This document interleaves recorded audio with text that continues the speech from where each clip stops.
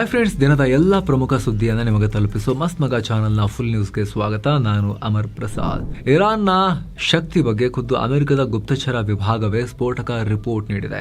Iran ಶಕ್ತಿ ಇನ್ನೂ ಪೂರ್ತಿ ಕುಗ್ಗಿಲ್ಲ, ಅದರ ಮಿಸೈಲ್ ಡ್ರೋನ್ ಶಕ್ತಿ ಇನ್ನೂ ಉಳ್ಕೊಂಡಿದೆ ಅಂತ ಹೇಳಿದ್ದಾರೆ. ಇನ್ನೊಂದ್ ಕಡೆ F-35 ಜೆಟ್ ಧ್ವಂಸ ಮಾಡಿದೀವಿ ಅಂತ ಹೇಳ್ಕೊಂಡಿರೋ ಇರಾನ್ ಸೇನೆ ಫೋಟೋಗಳನ್ನ ಕೂಡ ರಿಲೀಸ್ ಮಾಡಿ ಅಮೆರಿಕದ ಪೈಲಟ್ ಅನ್ನೇ ಸೆರೆ ಹಿಡಿದಿದ್ದಾರೆ ಅಂತ ಹೇಳಿ ಇರಾನ್ ಮಾಧ್ಯಮಗಳು ರಿಪೋರ್ಟ್ ಮಾಡ್ತಿವೆ. ಇತ್ತ ಸ್ವಲ್ಪ ಟೈಮ್ ಸಿಕ್ಕರೆ ಹೊರ್ಮುಜ್ ಜಲಸಂಧಿ ಓಪನ್ ಮಾಡಿ ತೈಲ ವಶಪಡಿಸ್ಕೊಳ್ತೀವಿ ಅಂತ ಹೇಳಿ ಟ್ರಂಪ್ ವಾರ್ನಿಂಗ್ ಕೊಟ್ರೆ, ನೆತನ್ಯಾಹು ಈ ವಾರ್ನಲ್ಲಿ ದೊಡ್ಡ ಸಾಧನೆ ಮಾಡಿ ಆಗಿದೆ ಅನ್ನೋ ಹೇಳಿಕೆ ಕೊಡ್ತಾ ಇದ್ದಾರೆ. ಇದರ ನಡುವೆ ಇರಾನ್ನ ಮತ್ತೊಂದು ದೊಡ್ಡ ತಲೆಯನ್ನ ಇಸ್ರೇಲ್ ಹೊಡೆದುರುಳಿಸಿದೆ. ಎಲ್ಲದರ ಬಗ್ಗೆ ಕ್ವಿಕ್ ಆಗಿ 1 by 1 ಮಾಹಿತಿ ಕೊಡ್ತೀವಿ. ಮೊದಲು ಅಮೆರಿಕದ ಇಂಟೆಲಿಜೆನ್ಸ್ ರಿಪೋರ್ಟ್ ಬಗ್ಗೆ ನಾವು ನೋಡಿ ಶುರು ಮಾಡೋಣ. ಇರಾನ್ ಮೇಲೆ ಅಮೆರಿಕ ಮತ್ತು ಇಸ್ರೇಲ್ ತಿಂಗಳುಗಟ್ಟಲೆ ಸ್ಫೋಟಕ ಹಾಕಿದ್ರು ಕೂಡ ಇರಾನ್ ಶಕ್ತಿ ಡ್ಯಾಮೇಜ್ ಆಗಿದೆ, ಪೂರ್ತಿ ನಾಶ ಆಗಿಲ್ಲ ಅನ್ನೋ ರಿಪೋರ್ಟ್ ಈಗ ಹೊರಬಂದಿದೆ. ಅಮೆರಿಕದ ಇಂಟೆಲಿಜೆನ್ಸ್ ರಿಪೋರ್ಟ್ ಆಧರಿಸಿ ಅಮೆರಿಕನ್ ಮೀಡಿಯಾಗಳೇ ರಿಪೋರ್ಟ್ ಮಾಡಿವೆ. ಇರಾನ್ ಬಳಿ ಇರುವ ಅರ್ಧದಷ್ಟು ಮಿಸೈಲ್ ಲಾಂಚರ್ಗಳು ಇವತ್ತಿಗೂ ಸುಸ್ಥಿತಿಯಲ್ಲಿವೆ. ಅಷ್ಟೇ ಅಲ್ಲ, ದಾಳಿ ಮಾಡಬಲ್ಲ ಸಾವಿರಾರು ಡ್ರೋನ್ಗಳು ಇರಾನ್ ಬಳಿ ಇನ್ನೂ ಇವೆ. ಅಮೆರಿಕ ಅಧ್ಯಕ್ಷ ಡೊನಾಲ್ಡ್ ಟ್ರಂಪ್ ಅವರು ಇರಾನ್ ಮಿಸೈಲ್ ಶಕ್ತಿ ಪೂರ್ತಿ ಖಾಲಿಯಾಗಿದೆ ಅಂತ ಹೇಳ್ತಾ ಇದ್ದಾರೆ. ಆದ್ರೆ ಗ್ರೌಂಡ್ ರಿಯಾಲಿಟಿ ಮಾತ್ರ ಬೇರೆ ಇದೆ. ಈಗಲೂ ಮಿಡಲ್ ಈಸ್ಟ್ ನಲ್ಲಿ ದೊಡ್ಡ ಅನಾಹುತ ಸೃಷ್ಟಿ ಮಾಡೋ ತಾಕತ್ತನ್ನ ಉಳಿಸ್ಕೊಂಡಿದ್ದಾರೆ ಅವರು ಇರಾನ್ ಅವರು ಅಂತ ಅಮೆರಿಕದ ಗುಪ್ತಚರ ಇಲಾಖೆನೇ ಎಚ್ಚರಿಸಿದೆ. ಫೆಬ್ರವರಿ 28ರಿಂದ ಶುರುವಾದ ಆಪರೇಷನ್ ಎಪಿಕ್ ಫ್ಯೂರಿ ಅಡಿಯಲ್ಲಿ ಅಮೆರಿಕ ಸೇನೆ ಇರಾನ್ನ 12,000ಕ್ಕೂ ಅಧಿಕ ಟಾರ್ಗೆಟ್ಗಳ ಮೇಲೆ ದಾಳಿ ಮಾಡಿದ್ದಾಗಿ ಹೇಳ್ಕೊಂಡಿದೆ. ಈ ಭೀಕರ ದಾಳಿಯಲ್ಲಿ ಇರಾನ್ನ ಸುಪ್ರೀಂ ಲೀಡರ್ ಆಯತೊಲ್ಲಾ ಅಲಿ ಖಾಮೆನೈ ಮತ್ತು ಅಲಿ ಲಾರಿಜಾನಿ ಅಂತ ಪ್ರಭಾವಿ ನಾಯಕರು ಹತರಾಗಿದ್ದಾರೆ. ಆದರೆ ಇಷ್ಟೆಲ್ಲ ಪೆಟ್ಟು ತಿಂದರೂ ಕೂಡ ಇರಾನ್ನ ಕೋಸ್ಟಲ್ ಡಿಫೆನ್ಸ್ ಮಿಸೈಲ್ಗಳಿಗೆ ಏನೂ ಆಗಿಲ್ಲ. ಸ್ಟ್ರೇಟ್ ಆಫ್ ಹಾರ್ಮುಜ್ ಮಾರ್ಗವಾಗಿ ಹೋಗೋ ಹಡಗುಗಳಿಗೆ ಇವತ್ತಿಗೂ ಕೂಡ ಇರಾನ್ ಅತಿ ದೊಡ್ಡ ಭಯ, ಥ್ರೆಟ್ ಅವರು ಇರಾನ್ನವರು. ಅಮೆರಿಕದ ಬಾಂಬ್ಗಳು ಇರಾನ್ನ ಅಡಗುದಾಣಗಳನ್ನು ತಲುಪಿದ್ರೂ ಕೂಡ ಭೂಮಿಯ ಆಳದಲ್ಲಿರೋ ಸಾವಿರಾರು ಮಿಸೈಲ್ಗಳು ಲಾಂಚ್ ಇನ್ಫ್ರಾಸ್ಟ್ರಕ್ಚರ್ ಇನ್ನೂ ಸೇಫ್ ಆಗೇ ಇದೆ ಅಂತ ಹೇಳಿ ರಿಪೋರ್ಟ್ನಲ್ಲಿ ಮೆನ್ಷನ್ ಮಾಡಲಾಗಿದೆ. ಹೀಗಾಗಿ ಇರಾನ್ ಅಮೆರಿಕ ಮತ್ತು ಇಸ್ರೇಲ್ ವಿರುದ್ಧ ನಿಂತು ಬಡಿದಾಡೋಕೆ, ಅಂದರೆ ಯುದ್ಧವನ್ನ ಲಾಂಗ್ ಎಳ್ಕೊಂಡು ಹೋಗೋಕೆ ಆಗುತ್ತೆ ಅವ್ರ ಕೈಲಿ ಅಂತ ಹೇಳಿ ಈ ರಿಪೋರ್ಟ್ ಹೇಳ್ತಾ ಇದೆ ಅಂತ ರಿಪೋರ್ಟ್ ಮಾಡಲಾಗಿದೆ. ಏನೋ ಇರಾನ್ ಯುದ್ಧದಲ್ಲಿ ಮೇಜರ್ ಡೆವಲಪ್ಮೆಂಟ್ ಆಗಿರೋ ಮಾಹಿತಿ ಬರ್ತಾ ಇದೆ. ಅಮೆರಿಕದ F-35 ಜೆಟ್ ಅನ್ನ ಹೊಡೆದು ಹಾಕಿದೀವಿ ಅಂತ ಇರಾನ್ ಸೇನೆ ಹೇಳಿತ್ತು. ಈ ದಾಳಿಯಲ್ಲಿ ಜೆಟ್ ಸಂಪೂರ್ಣ ನಾಶ ಆಗಿದೆ, ಹೀಗಾಗಿ ಪೈಲಟ್ ಬದುಕುಳಿದಿರೋ ಸಾಧ್ಯತೆ ತೀರಾ ಕಮ್ಮಿ ಇದೆ ಅಂತ ಇರಾನ್ ಮಾಧ್ಯಮಗಳು ರಿಪೋರ್ಟ್ ಮಾಡಿದ್ವು. ಆದ್ರೆ ಈಗ ಪೈಲಟ್ ಅನ್ನ ಇರಾನ್ ಸೇನೆ ವಶಕ್ಕೆ ಪಡೆದಿರಬಹುದು ಅಂತ ಕೆಲ ಇರಾನ್ನ ಮಾಧ್ಯಮಗಳು ರಿಪೋರ್ಟ್ ಮಾಡಿವೆ. ಇರಾನ್ನ ಮೆಹರ್ ತಜ್ನಿಮ್ ಮೀಡಿಯಾಗಳ ಪ್ರಕಾರ ಜೆಟ್ ನಾಶವಾದ ನಂತರ ಪೈಲಟ್ ಎಜೆಕ್ಟ್ ಆದ್ರೂ ಇರಾನ್ ಸೇನೆ ಅವ್ರನ್ನ ವಶಕ್ಕೆ ಪಡೆದಿರಬಹುದು ಅಂತ ಹೇಳ್ತಿದ್ದಾರೆ. ಕನ್ಫರ್ಮೇಶನ್ ಇಲ್ಲ. ಅಲ್ಲದೆ ಅಮೆರಿಕ ತನ್ನ ಪೈಲಟ್ ಅನ್ನ ಹುಡುಕೋಕೆ ಬ್ಲಾಕ್ ಹಾಕ್ ಹೆಲಿಕಾಪ್ಟರ್ಗಳು ಮತ್ತು C-130 ಹರ್ಕ್ಯುಲಸ್ ಏರ್ ಕ್ರಾಫ್ಟ್ ಗಳನ್ನ ತಗೊಂಡ್ಬಂದಿದ್ರು. ಆದ್ರೆ ಅಮೆರಿಕದ ಕಾರ್ಯಾಚರಣೆ ಇದುವರೆಗೂ ಯಶಸ್ವಿ ಆಗಿಲ್ಲ ಅಂತ ಈ ಇರಾನಿಯನ್ ಮಾಧ್ಯಮಗಳು ಬರ್ಕೊಂಡಿದ್ದಾರೆ. ಅಷ್ಟು ಮಾತ್ರ ಅಲ್ಲ, ವಿಮಾನ ಪತನ ಆಗಿದೆ ನೋಡಿ ಅಂತ ಹೇಳಿ ಒಂದಷ್ಟು ಫೋಟೋಸ್ ಅನ್ನ ಕೂಡ ರಿಲೀಸ್ ಮಾಡಿದ್ದಾರೆ. ಸದ್ಯ ಅಮೆರಿಕದ ಪೆಂಟಗನ್ ಆಗ್ಲಿ ಅಥವಾ ಟ್ರಂಪ್ ಆಗ್ಲಿ ಅಧಿಕೃತವಾಗಿ ಇದನ್ನ ಒಪ್ಕೊಂಡಿಲ್ಲ, ಕನ್ಫರ್ಮೇಶನ್ ಕೊಟ್ಟಿಲ್ಲ.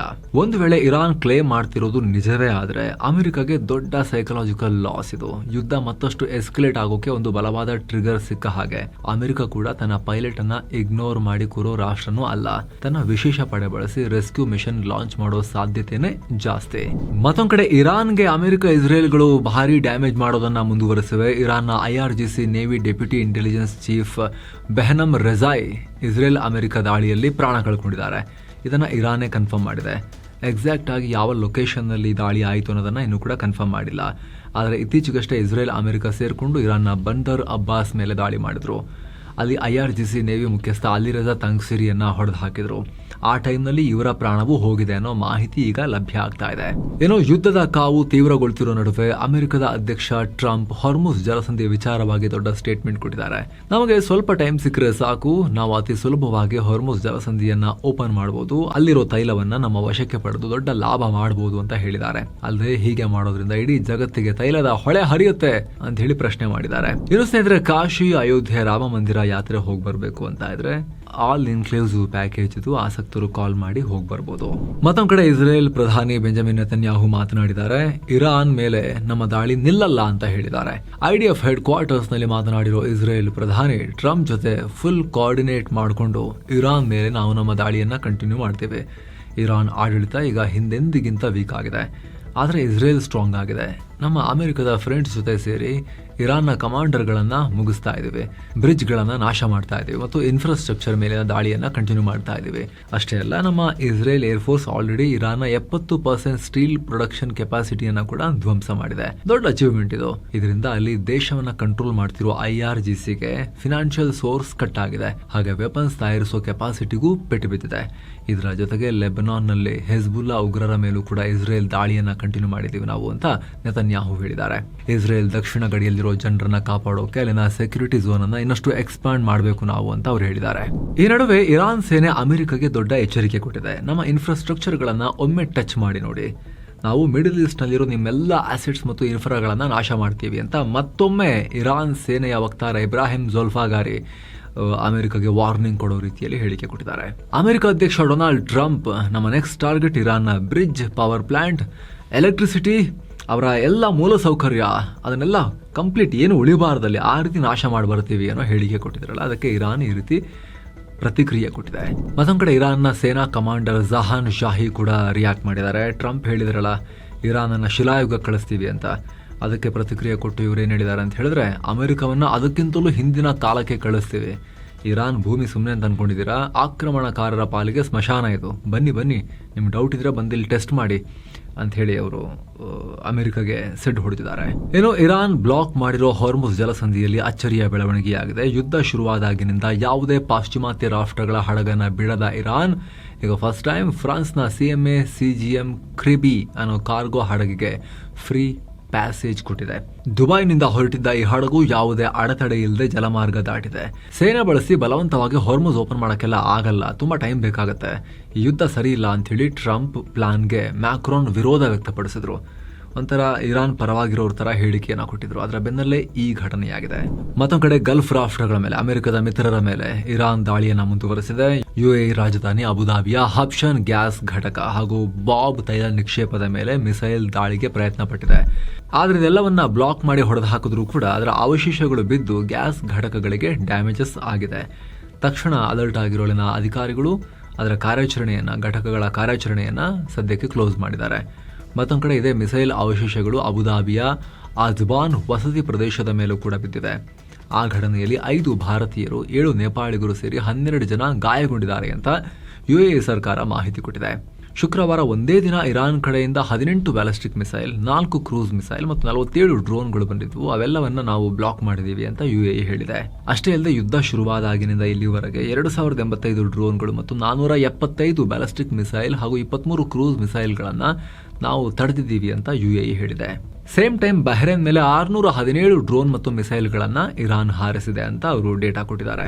ಮತ್ತೊಂದು ಕಡೆ ಕುವೈತ್ನ ಆಯಿಲ್ ರಿಫೈನರಿ ಮೇಲೆ ಇರಾನ್ ಡ್ರೋನ್ ದಾಳಿ ಮಾಡಿದ್ದೆ ತಡ ಬ್ರಿಟನ್ ಈಗ ಫುಲ್ ಅಲರ್ಟ್ ಆಗಿದೆ. ಈ ದಾಳಿಯನ್ನ ತೀವ್ರವಾಗಿ ಖಂಡಿಸಿರುವ ಬ್ರಿಟನ್ ಪ್ರಧಾನಿ ಖಿಯರ್ ಸ್ಟಾರ್ಮರ್ ಕುವೈತ್ನ ಕ್ರೌನ್ ಪ್ರಿನ್ಸ್ ಶೇಖ್ ಮಶಲ್ ಅಲ್ ಅಹಮದ್ ಅಲ್ ಸಬಾ ಜೊತೆ ಫೋನ್ನಲ್ಲಿ ಮಾತನಾಡಿದ್ದಾರೆ. ಗಲ್ಫ್ ಭಾಗದಲ್ಲಿ ಬ್ರಿಟನ್ ಮತ್ತು ಕುವೈತ್ನ ಹಿತಾಸಕ್ತಿಗಳನ್ನ ಕಾಪಾಡೋಕೆ ತಮ್ಮ powerful rapid sentry air defence system ಅನ್ನ ಕುವೈತ್ಗೆ ಕಳಿಸ್ಕೊಡ್ತೀವಿ ಅಂತ ಬ್ರಿಟನ್ ಹೇಳಿದೆ.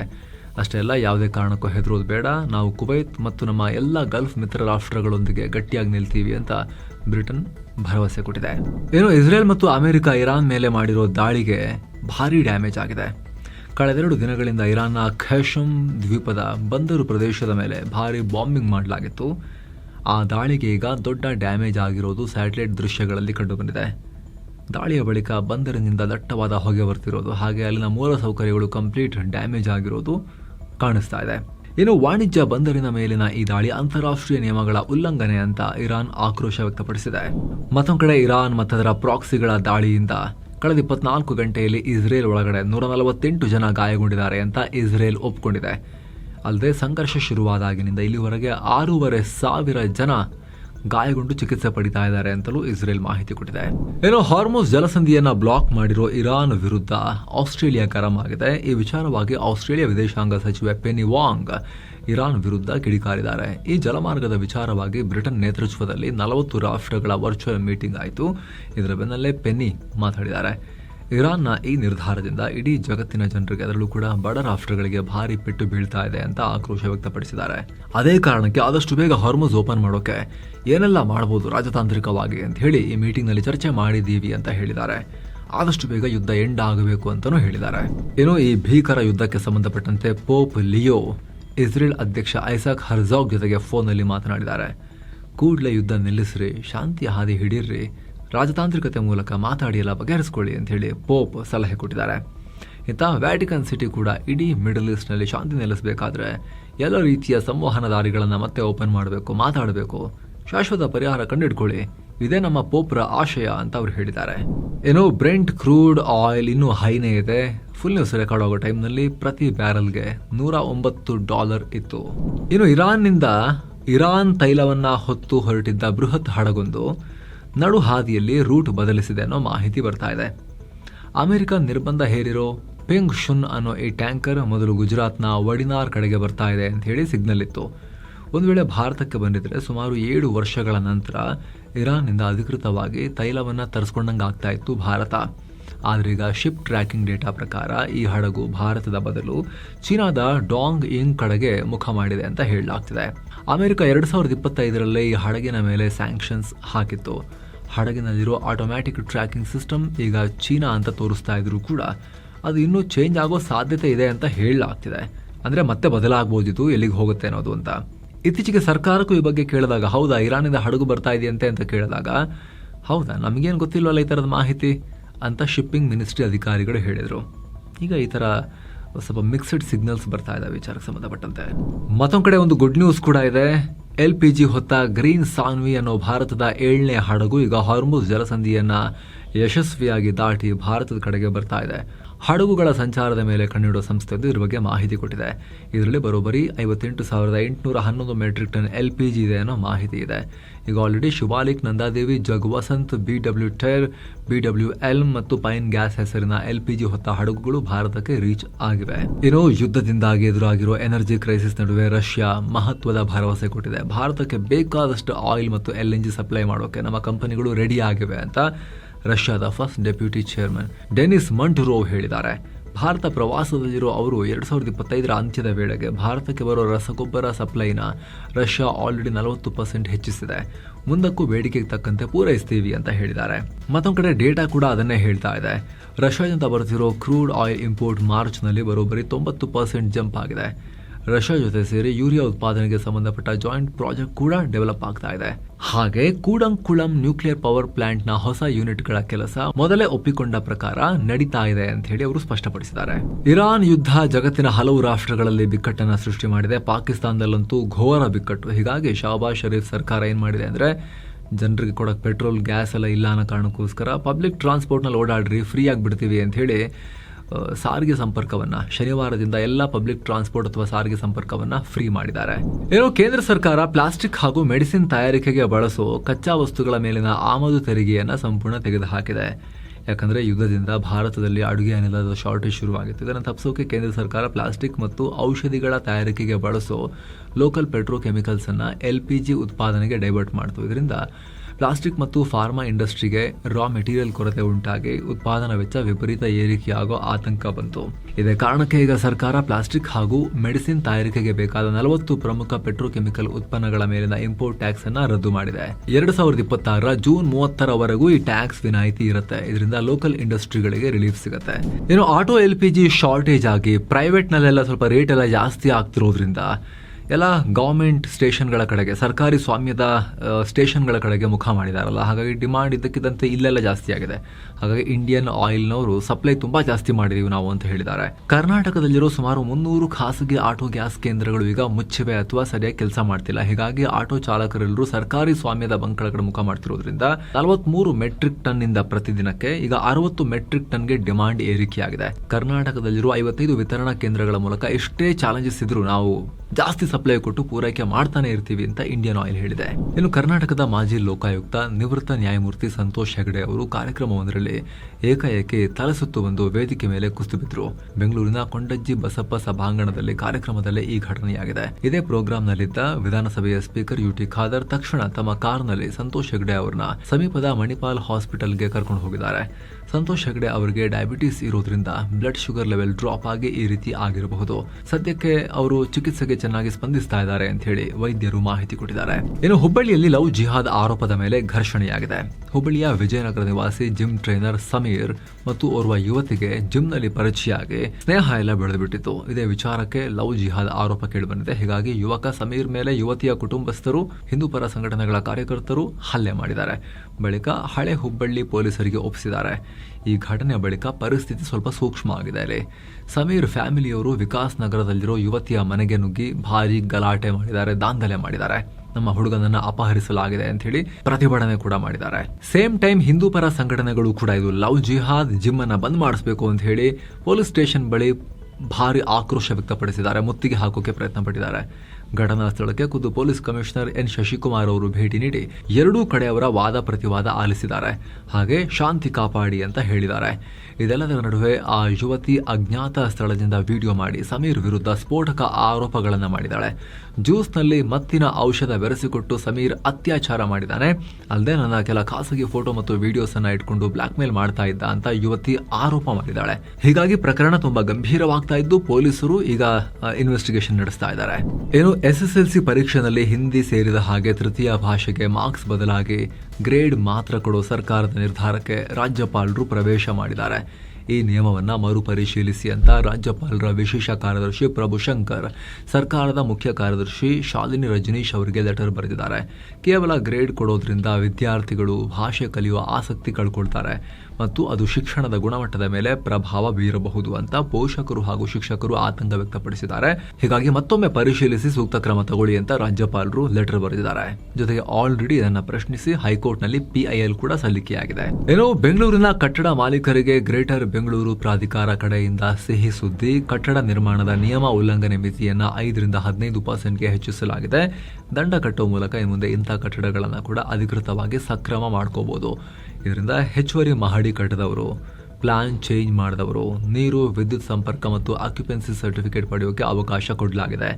ಈ ಬಗ್ಗೆ ಈಗ ಆಲ್ರೆಡಿ ಕರಡು ಅಧಿಸೂಚನೆ ಹೊರಡಿಸಲಾಗಿದೆ. ಸಾರ್ವಜನಿಕರು ಏಪ್ರಿಲ್ 30ರ ಒಳಗಡೆ ಬೆಂಗಳೂರಿನ 5 ನೂತನ ಪಾಲಿಕೆಗಳಲ್ಲಿ ತಮ್ಮ ಸಲಹೆಯನ್ನ ಸಲ್ಲಿಸಬಹುದು ಅಂತ GBA ಮುಖ್ಯ ಆಯುಕ್ತ ಎಂ ಮಹೇಶ್ವರ್ ರಾವ್ ಹೇಳಿದ್ದಾರೆ. ಏನೋ ಬೆಂಗಳೂರಿನ ನಮ್ಮ ಮೆಟ್ರೋ ಪ್ರಯಾಣಿಕರಿಗೆ ಸಣ್ಣ ಅಪ್ಡೇಟ್. ಮುಂದಿನ ಭಾನುವಾರ ಅಂದರೆ ಏಪ್ರಿಲ್ 5ನೇ ತಾರೀಕು ಬೆಳಗ್ಗೆ 7 ಗಂಟೆಯಿಂದ 9 ಗಂಟೆವರೆಗೆ ನೇರಳೆ ಮಾರ್ಗದ ಮೆಜೆಸ್ಟಿಕ್ ಮತ್ತು ಮೈಸೂರು ರಸ್ತೆ ನಡುವಿನ ಮೆಟ್ರೋ ಸಂಚಾರ ಇರಲ್ಲ. ವಿಜಯನಗರ ಮತ್ತು ಅತ್ತಿಗುಪ್ಪೆ ನಿಲ್ದಾಣಗಳ ನಡುವೆ ತುರ್ತು ಮೇಂಟೆನೆನ್ಸ್ ಕೆಲಸ ನಡೀತಿರೋದ್ರಿಂದ 2 ಗಂಟೆಗಳ ಕಾಲ ಮೆಟ್ರೋ ಇರೋದಿಲ್ಲ, ಸ್ಥಗಿತ ಆಗಿರುತ್ತೆ. ಆದ್ರೆ ಚಲ್ಲಘಟ್ಟದಿಂದ ಮೈಸೂರು ರಸ್ತೆವರೆಗೆ ಹಾಗೂ ಮೆಜೆಸ್ಟಿಕ್ ನಿಂದ ವೈಟ್ ಫೀಲ್ಡ್ ವರೆಗೆ ಎಂದಿನಂತೆ ಮೆಟ್ರೋ ಇರುತ್ತೆ.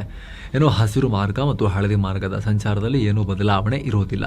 ಏನೋ ಆಮ್ ಆದ್ಮಿ ಪಾರ್ಟಿಯ ರಾಜ್ಯಸಭಾ ಉಪನಾಯಕನ ಸ್ಥಾನದಿಂದ ತೆಗೆದುಹಾಕಿದ್ದಕ್ಕೆ ರಾಘವ್ ಚಡ್ಡಾ ತಮ್ಮದೇ ಪಾರ್ಟಿ ವಿರುದ್ಧ ಅಸಮಾಧಾನ ಹೊರ ಹಾಕಿದ್ದಾರೆ. ನನ್ನ ಧ್ವನಿ ಅಡಗಿಸಿದ್ದಾರೆ, ಆದರೆ ನಾನು ಸೋತಿಲ್ಲ ಅಂತ ಹೇಳಿ ಸ್ವಪಕ್ಷಕ್ಕೇನೆ ತಿರುಗೇಟು ಕೊಟ್ಟಿದ್ದಾರೆ. ಹಾಗೆ ಸಂಸತ್ನಲ್ಲಿ ಜನರ ಸಮಸ್ಯೆಗಳನ್ನ ಕೇಳೋದು ತಪ್ಪ, ನಾನು ಯಾವಾಗ್ಲೂ ಆಮ್ ಆದ್ಮಿ ಅಂದ್ರೆ ಸಾಮಾನ್ಯ ಜನರ ಪರವಾಗಿ ಇರೋನು ಅಂತ ಹೇಳಿದ್ದಾರೆ. ಆದ್ರೆ ರಾಘವ್ ಹೇಳಿಕೆಗೆ ಆಮ್ ಆದ್ಮಿ ಪಾರ್ಟಿಯ ಇತರ ನಾಯಕರು ತಿರುಗೇಟು ಕೊಟ್ಟಿದ್ದಾರೆ. ಜನ LPG ಸಿಲಿಂಡರ್ಗಳ ಕೊರತೆಯನ್ನು ಫೇಸ್ ಮಾಡ್ತಿದ್ದಾರೆ, ಆದರೆ ಅದ್ರ ಬಗ್ಗೆ ನೀವೇನು ಮಾತಾಡ್ತಿಲ್ಲ, ನಿಮಗೆ ಪ್ರಧಾನಿ ಮೋದಿ ವಿರುದ್ಧ ಮಾತಾಡೋಕೆ ಭಯ ಅಂತ ದಿಲ್ಲಿ ಮಾಜಿ CM ಆತಿಶಿ ಅವರದೇ ಪಾರ್ಟಿಯ ರಾಘವ್ ಚಡ್ಡಾ ವಿರುದ್ಧ ವಾಗ್ಬಾಣವನ್ನ ಬಿಟ್ಟಿದ್ದಾರೆ. ಸೊ ಬೀದಿಗೆ ಬಂದಿದೆ ಆಮ್ ಆದ್ಮಿ ಪಾರ್ಟಿಯಲ್ಲಿ ರಾಘವ್ ಚಡ್ಡಾ ವರ್ಸಸ್ ಇತರರು ಅಂತ ಹೇಳಿ. ಏನೋ ತಮಿಳುನಾಡು ಅಸೆಂಬ್ಲಿ ಎಲೆಕ್ಷನ್ಗೆ ಕೌಂಟ್ ಡೌನ್ ಶುರುವಾಗಿದೆ. ಬಿಜೆಪಿ ತನ್ನ 27 ಅಭ್ಯರ್ಥಿಗಳ ಮೊದಲ ಪಟ್ಟಿಯನ್ನ ರಿಲೀಸ್ ಮಾಡಿದೆ. ಈ ಲಿಸ್ಟ್ ನಲ್ಲಿ ಘಟಾನುಘಟಿ ನಾಯಕರಿಗೆ ಟಿಕೆಟ್ ಸಿಕ್ಕಿದ್ದು. ಮಾಜಿ ಗವರ್ನರ್ ತಮಿಳಿಸೈ ಸೌಂದರ್ ರಾಜನ್ ಮೈಲಾಪುರದಿಂದ, ವನತಿ ಶ್ರೀನಿವಾಸನ್ ಕೊಯಮತ್ತೂರು ನಾರ್ತ್ ನಿಂದ ಮತ್ತು ಕೇಂದ್ರ ಸಚಿವ L ಮುರುಗನ್ ಅವನಾಶಿಯಿಂದ, ತಮಿಳುನಾಡು ಬಿಜೆಪಿ ರಾಜ್ಯಾಧ್ಯಕ್ಷ ನೈನಾರ್ ನಾಗೇಂದ್ರನ್ ಸಾತ್ತೂರು ಕ್ಷೇತ್ರದಿಂದ ಸ್ಪರ್ಧೆ ಮಾಡ್ತಾ ಇದ್ದಾರೆ. ಆದರೆ ಭಾರಿ ಚರ್ಚೆಯಲ್ಲಿರೋ ತಮಿಳುನಾಡಿನ ಮಾಜಿ ಬಿಜೆಪಿ ರಾಜ್ಯಾಧ್ಯಕ್ಷ ಕೆ ಅಣ್ಣಾಮಲೈ ಅವರು, ಅವರ ಹೆಸರು ಇದರಲ್ಲಿ ಕಾಣಿಸ್ತಾ ಇಲ್ಲ. ಅವರಿಗೆ ಟಿಕೆಟ್ ಕೊಟ್ಟಿಲ್ಲ ಅಥವಾ ಅವರು ಸ್ಪರ್ಧೆ ಮಾಡೋದ್ರಿಂದ ಹಿಂದೆ ಸರಿದಿದ್ದಾರೆ ಅಂತ ಅನ್ಕೋಬಹುದು. ತಮಿಳುನಾಡಿನಲ್ಲಿ ಏಪ್ರಿಲ್ 23ನೇ ತಾರೀಕು ಒಂದೇ ಹಂತದಲ್ಲಿ ವೋಟಿಂಗ್ ಇರುತ್ತೆ. ಮೇ 4ಕ್ಕೆ ರಿಸಲ್ಟ್ ಬಂದ್ಬಿಡುತ್ತೆ. ಏನೋ ಚುನಾವಣೆಗೆ ದಿನಗಣನೆ ಶುರುವಾಗ್ತಿದ್ದ ಹಾಗೆ PM ಮೋದಿ ಕೇಂದ್ರಾಡಳಿತ ಪ್ರದೇಶ ಪುದುಚೇರಿಗೆ ಭೇಟಿ ಕೊಟ್ಟು ಭರ್ಜರಿ ರೋಡ್ ಶೋ ಮಾಡಿದ್ದಾರೆ. ಪುದುಚೇರಿಯ ಅಜಂತಾ ಸಿಗ್ನಲ್ ಪಾಯಿಂಟ್ನಿಂದ ಕಾಮರಾಜರ್ ಪ್ರತಿಮೆವರೆಗೆ 2 ಕಿಲೋಮೀಟರ್ ಉದ್ದದ ರೋಡ್ ಶೋ. ಈ ವೇಳೆ ಸಾವಿರಾರು ಜನ ಪಾಲ್ಗೊಂಡಿದ್ರು. ಪುದುಚೇರಿ ಮುಖ್ಯಮಂತ್ರಿ ಎನ್ ರಂಗಸ್ವಾಮಿ ಮತ್ತು ಗೃಹ ಮಂತ್ರಿ ಎ ನಮ್ಮ ಶಿವಾಯಂ PM ಜೊತೆಗಿದ್ರು. ಇಲ್ಲಿ ಪುದುಚೇರಿಯಲ್ಲಿ ಏಪ್ರಿಲ್ 9ನೇ ತಾರೀಕು ವೋಟಿಂಗ್, ರಿಸಲ್ಟ್ ಮೇ 4ನೇ ತಾರೀಕೆ. ಇನ್ನು ಪಶ್ಚಿಮ ಬಂಗಾಳದ ಮಾಲ್ಡಾ ಜಿಲ್ಲೆಯಲ್ಲಿ SIR ನಡೆಸೋಕೆ ಹೋಗಿದ್ದ ಅಧಿಕಾರಿಗಳನ್ನ ಒತ್ತೆಯಾಳಾಗಿಟ್ಟುಕೊಂಡಿರೋ ಘಟನೆಯಾಗಿತ್ತು. ಮಹಿಳೆಯರು ಸೇರಿ 7 ನ್ಯಾಯಾಂಗ ಅಧಿಕಾರಿಗಳನ್ನ ಕೂಡ 9 ಗಂಟೆಗಳ ಕಾಲ ಕೂಡ ಹಾಕ್ಬಿಟ್ಟಿದ್ರು. ಈ ದುಷ್ಟತನಕ್ಕೆ ಸಂಬಂಧಪಟ್ಟಂತೆ ಈಗ ರಾಷ್ಟ್ರೀಯ ತನಿಖಾ ದಳ ಎಂಟ್ರಿ ಕೊಟ್ಟಿದೆ. ಕೇಂದ್ರ ಮುಖ್ಯ ಚುನಾವಣಾ ಆಯುಕ್ತರಾಗಿರೋ ಜ್ಞಾನೇಶ್ ಕುಮಾರ್ ಅವರು ಕೇಸನ್ನ NIAಗೆ ಹಸ್ತಾಂತರ ಮಾಡಿದ್ರು. ಸೇಮ್ ಟೈಮ್ ಪಶ್ಚಿಮ ಬಂಗಾಳ ಪೊಲೀಸರು ಕೂಡ ತನಿಖೆಯನ್ನು ಚುರುಕು ಮಾಡಿದ್ದೀವಿ ಅಂತ ಹೇಳಿದ್ದಾರೆ.